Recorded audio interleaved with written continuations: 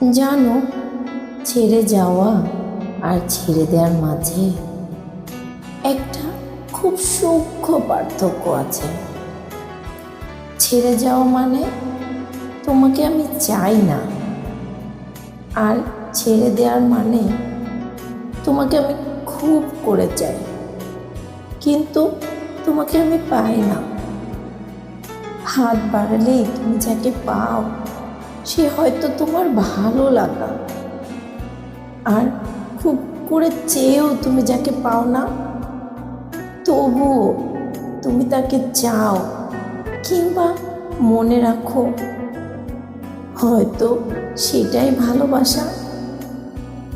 ভালোবাসা সবসময় মানুষটাকে পাওয়া নয়, কখনো কখনো না পাওয়া, ছাড় দেয়া, কিংবা অপেক্ষা করা, এগুলোও কিন্তু শুদ্ধতম ভালোবাসা।